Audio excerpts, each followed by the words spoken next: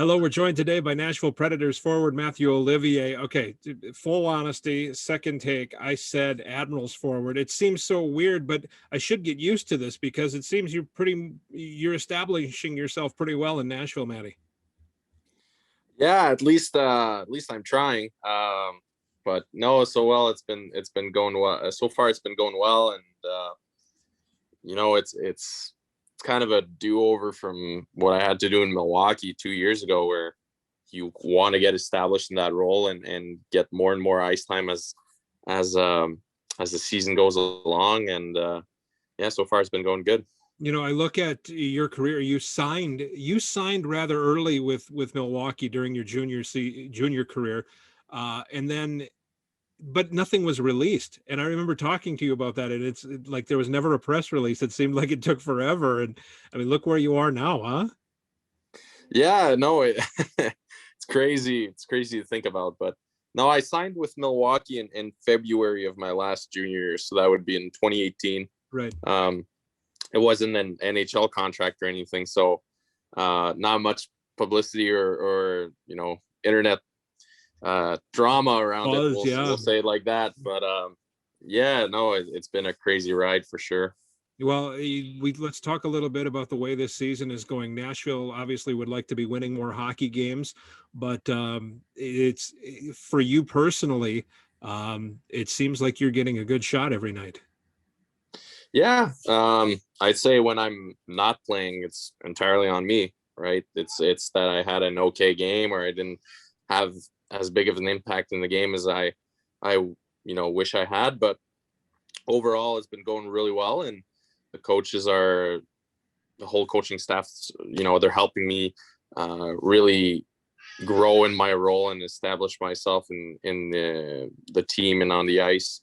And like you said, it's been going good, so can't complain. Your time in Milwaukee and then now it's all about developing consistency, right?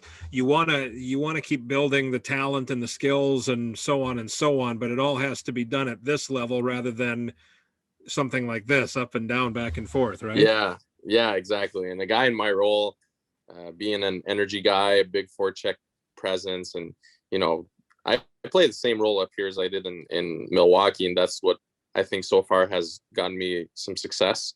But it's about doing that every night at such a high level that they can't deny your impact. And sometimes the consistency isn't about playing bad. It's not about anything that you played terrible games. Sometimes you play okay, but it's just not impactful enough. And that, I think that's the consistency that I'm looking for right now. Well, how does that happen? I mean, the consistency isn't impactful enough. I mean, certainly games dictate everything, but you're at a point in your career and in your abilities, I think, where you could probably play in any situation. Yeah. At least hopefully. Again, maybe experience.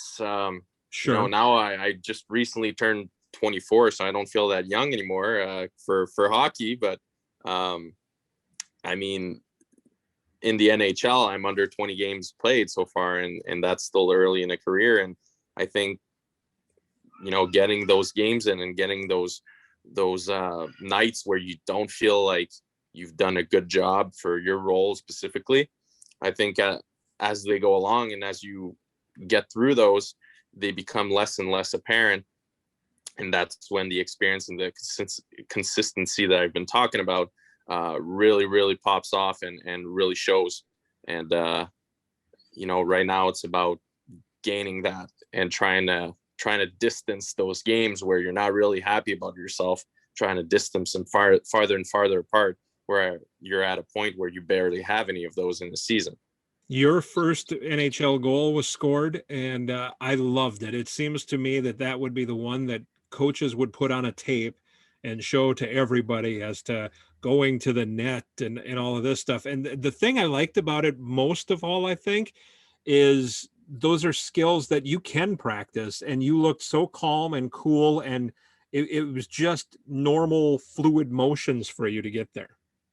Yeah, well, obviously in my game, I have to go to the net a lot, Right. because having a physical style of play, I can get there and try to fight through guys. And it is fitting, like a little bit like you said, that the way that I play, the first goal that I get isn't necessarily a highlight reel, where it's more like meat and potatoes, just go to the net, stop there, and pick up like a nice lane rebound that you just got to push in. And again, it's they don't ask how, they ask how many. Yes. And so right, I learned that early, and any type of goal counts. So I'm happy I got that first one out of the way. Well, that's a good attitude, because as far as I know, there's one Jaromir Jagr, there's one Wayne Gretzky, there's one Mario Lemieux, but they're going to score goals in a certain way. There are guys that need, if you're going to score some goals, you better figure out something else. Yeah, exactly. And I'm nowhere near those guys that you mentioned, and anything Nobody like is. that. So Nobody is. So nobody is. But yeah, no, it's about, like I said, it's about building up and every game just getting a little better in something. And at the end of the day, I think that's how I approached my whole career so far, and that's how I keep approaching it.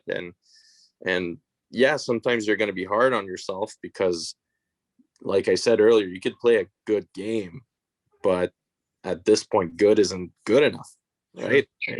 You need to be great every night, and you need to have that impact that I keep talking about. So yeah, like it's about just keep doing what I'm doing, right?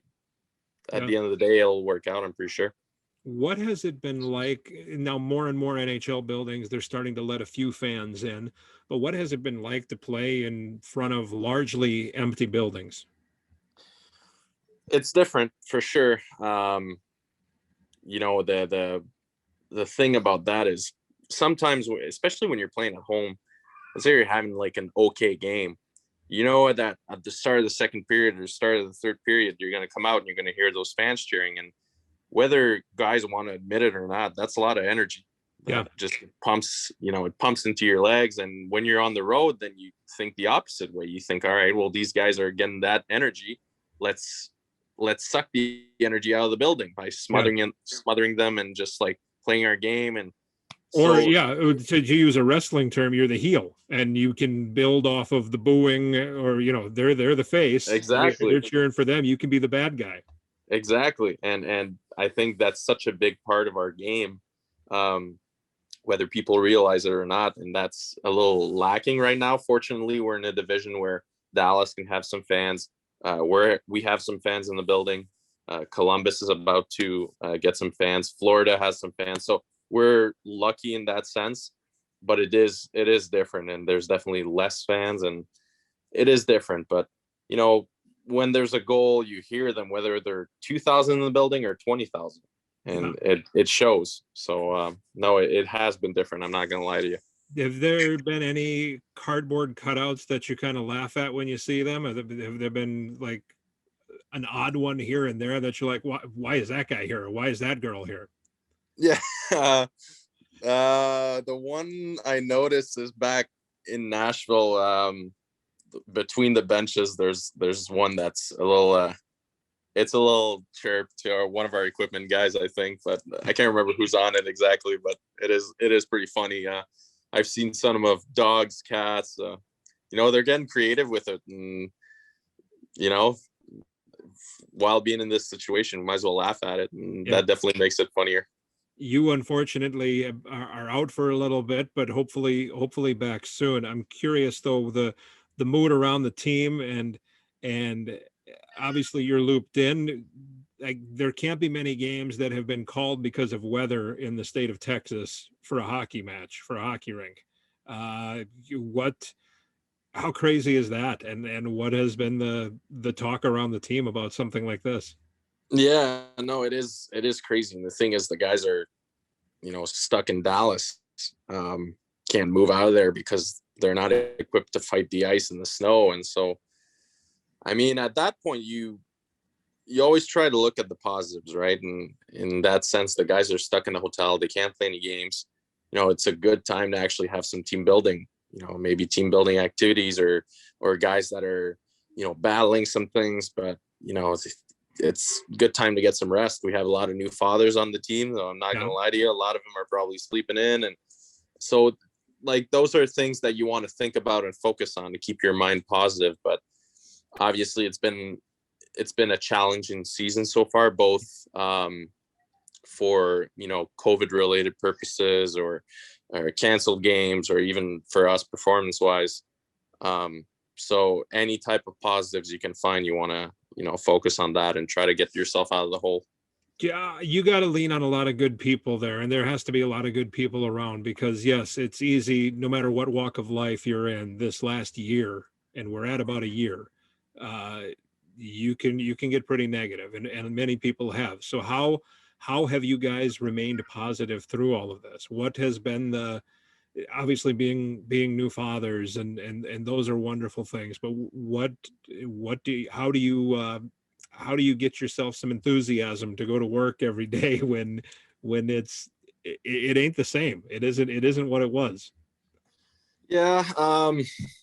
You know, for me personally, I've always felt that we were lucky to play, even as of right now. And so it's never been a problem to, you know, get up in the morning and go to the rink, because we're lucky enough to be working, and let alone, you know, have some sort of salary to our day, right? So a lot of people are laid off, and you see small businesses, and you see like people trying to help them and all that. So when you look at the big picture, we're pretty fortunate. As of day to day, obviously sometimes you lose sight of that. But once you walk in the ring, pretty much the only thing that's different is the way, you know, the whole setup is organized, right? We can't have dinner, breakfast or lunch in the lounge. We have to have that in a big room that everything's separated in, and then we also have to wear our masks all the time. But other than that, once we get on the ice, it's pretty much the same, and in the gym it's pretty much the same. So it hasn't felt too different, no, in that sense. But definitely the masks and a few tweaks here and there on our daily routines, they have made a change. But personally, I don't feel it's that big of a deal. Yeah. But yeah. Well, here's to Nashville getting things straightened out. Here's to your health, and getting back in the lineup very soon. And thanks so much for doing this. We really appreciate it. By the way, I love your shirt. I love the Yeah. love the t-shirt. Yeah, I don't know. This is one of those things you just scrolling around the internet and you see that pop up, and my favorite movies are the Rockies, the Rocky franchise. So what's the best couldn't one? pass it up. What's the best one? And by best, well, by best I mean favorite. By best I mean favorite, one? because the one is the Oscar winner and all of that stuff. But what's your favorite one? Well, they all have like something different, right? I have an unpopular opinion about all of this, and I'm gonna say Rocky 3. And for the only reason, the Mr. T one. one. Yeah, and I know it's not a popular thing, and the Rocky 4 is just like a classic pump up movie, and Rocky I saw 2 Rocky 4 in the theater. I'm old enough to have seen Rocky 4 in the theater. Yeah, that must have been something else. And I gotta say, Rocky 2 is just, what a sequel. But for some reason, for me, the 3 always resonated because Hulk Hogan. Yeah, well, there's a bunch of stuff in it, but I like that they tapped into, he lost sight of what made him successful, and then he has to find that again and kind of change himself to have success. And maybe it wasn't executed perfectly. I'm not a movie expert, but yeah, I definitely that one kind of I can appreciate that. I can appreciate that. As a matter of fact, I don't mind the one with Tommy Morrison, where Rocky becomes the tutor and then has to deal with the Don King type character stealing Tommy gun away from him. I don't mind that one either. So there's something, I agree with you. It's a great series.